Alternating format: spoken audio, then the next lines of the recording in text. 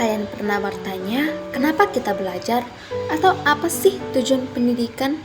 Jawabannya adalah, dalam filsafat pendidikan, kunci untuk masa depan kita.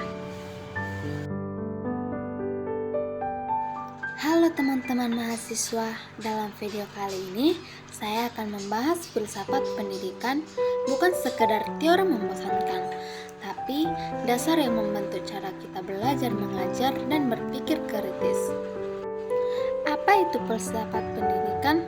Filsafat pendidikan adalah cabang ilmu yang mempelajari nilai-nilai, prinsip, dan tujuan pendidikan.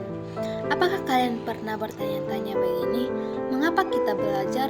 Apa tujuan pendidikan? Dan bagaimana pendidikan membentuk manusia?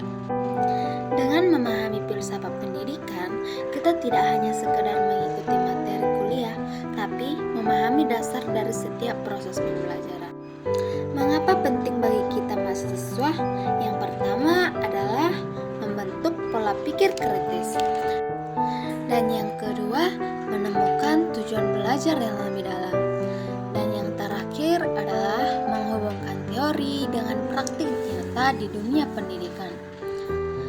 Jadi, filsafat pendidikan bukan hanya untuk dosen atau akademisi, tapi untuk setiap mahasiswa yang ingin memahami pendidikan secara utuh.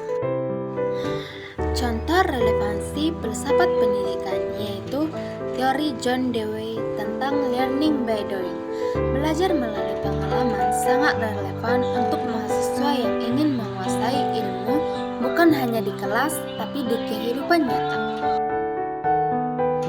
Dengan filsafat pendidikan, kamu bisa melihat proses belajar sebagai pengalaman bermakna, bukan sekedar tugas